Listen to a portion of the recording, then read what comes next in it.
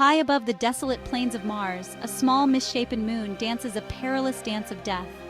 This is Phobos, the larger of Mars' two moons and a celestial object shrouded in mystery. Trapped in a gravitational tug-of-war with the red planet, Phobos is on a collision course with its inevitable demise. Every year it inches closer to Mars, destined to be ripped apart by the planet's relentless gravitational forces. Phobos is a world of stark contrasts. Its surface is a tortured landscape of craters, grooves, and dust, bearing witness to a violent and chaotic past. Yet, despite its diminutive size and desolate appearance, Phobos holds a unique allure for astronomers and space enthusiasts alike. It is a celestial enigma, a key to unlocking the secrets of our solar system's formation and the processes that govern planetary systems throughout the cosmos. Scientists believe that understanding Phobos's origins, composition, and ultimate fate could provide crucial insights into the evolution of Mars and the early solar system. Its potential to transform into a spectacular ring system around Mars adds another layer of intrigue to this celestial drama. As we stand on the cusp of a new era of space exploration, Phobos beckons us to unravel its mysteries and reveal the secrets hidden within its depths. The year was 1877 when American astronomer Assaf Hall, peering through the lens of the powerful U.S. Naval Observatory telescope, made a groundbreaking discovery. He observed a faint speck of light moving against the backdrop of the Martian sky. This speck, he soon realized, was not a star but a moon orbiting the red planet. He named it Phobos, after the Greek god of fear and panic, an apt name for a celestial body seemingly locked in a celestial waltz of destruction. Hall's discovery of Phobos, along with its smaller sibling Deimos, sparked intense curiosity among astronomers. Early observations revealed that Phobos was no ordinary moon. Its irregular potato-like shape, measuring roughly 27 by 22 by 18 kilometers, set it apart from the more spherical moons of our solar system. This unusual form, coupled with its remarkably close orbit around Mars, hinted at a turbulent and enigmatic past. Unlike our own moon, which maintains a relatively stable distance from Earth, Phobos is slowly but surely spiraling inward towards Mars. Each year, it creeps closer to the planet's surface, shaving off a minuscule yet significant amount of altitude. This inexorable inward spiral is driven by the relentless pull of Martian gravity, a force that will ultimately seal Phobos's fate. One of the most striking features of Phobos, readily visible even in early telescopic observations, is its network of peculiar grooves or striations that crisscross its surface. These linear features, some extending for kilometers in length and reaching depths of hundreds of meters, resemble long parallel scratches etched across the face of the moon.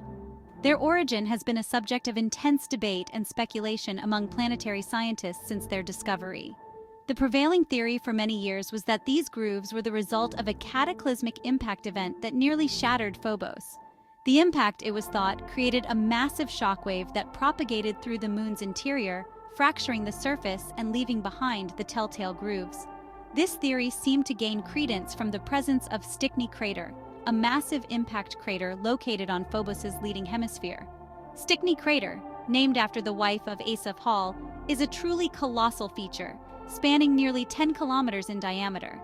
Its size, relative to the diminutive Phobos, suggests an impact event of extraordinary violence, one that could have easily created the network of grooves observed on the moon's surface.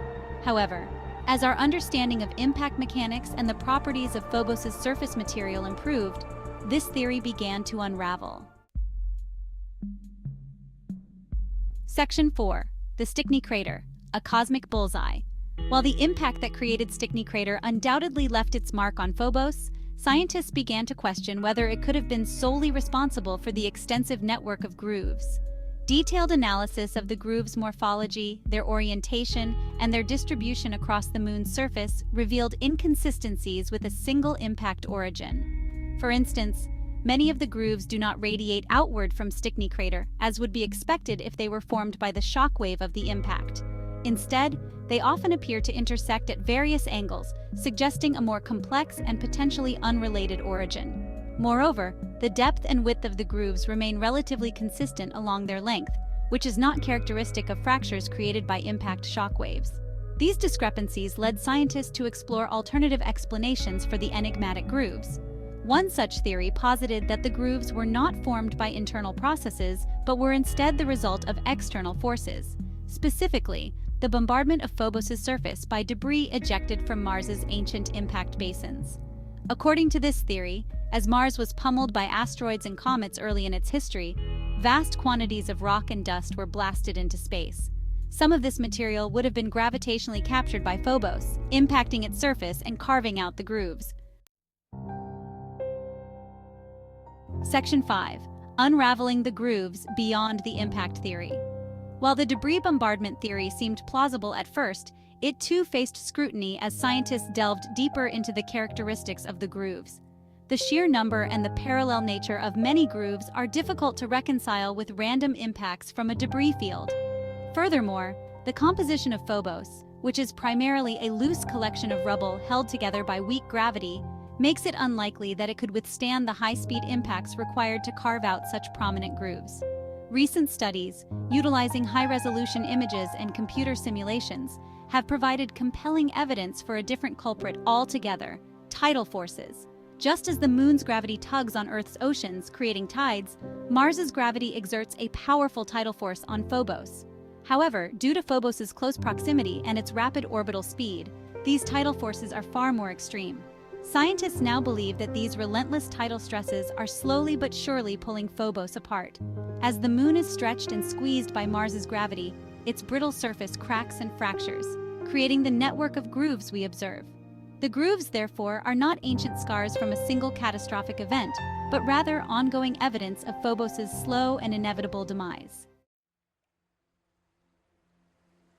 Unveiling Phobos' origins.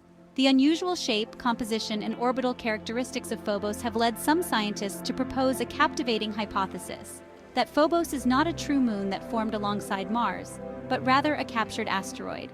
According to this theory, billions of years ago, a stray asteroid wandering through the early solar system was snared by Mars's gravitational pull and forced into orbit, becoming the moon we know today. Several lines of evidence lend credence to this captured asteroid hypothesis. Phobos' low density and carbonaceous composition are more akin to those of certain types of asteroids found in the outer regions of the asteroid belt between Mars and Jupiter. Its spectral signature, which analyzes the light reflected from its surface, also closely resembles that of D-type asteroids, known for their dark reddish surfaces. Furthermore, Phobos' chaotic rotation and its highly elliptical orbit are atypical of moons that form in the accretion disk around a young planet. Captured objects, on the other hand, often exhibit such irregular orbital characteristics as they are integrated into their adopted planetary systems. While the captured asteroid theory remains a compelling hypothesis, definitive proof will likely require a sample return mission to analyze Phobos' composition in detail. Section 7. A Fateful Dance, Phobos' Inevitable Demise. As Phobos continues its relentless inward spiral, the tidal forces acting upon it will only intensify. Scientists estimate that in approximately 50 to 100 million years, these forces will overwhelm the moon's internal strength, causing it to break apart. This celestial disintegration will mark the final chapter in Phobos' long and tumultuous journey. The process of Phobos' demise will be a gradual one, unfolding over millions of years. As the tidal stresses exceed the moon's ability to hold itself together, it will begin to elongate, assuming a more pronounced egg-like shape. Large cracks and fissures will spread across its surface, eventually fragmenting the moon into smaller and smaller pieces. This process, known as tidal disruption, will ultimately transform Phobos from a single cohesive body into a swirling cloud of debris. The fate of this debris cloud remains a subject of debate, but two main scenarios are considered most likely. One possibility is that the debris will be spread out along Phobos' orbital path, eventually forming a diffuse ring system around Mars. This ring system, while not as massive or as visually stunning as Saturn's iconic rings, would nonetheless be a spectacular sight, a testament to the power of gravitational forces and the ephemeral nature of celestial objects.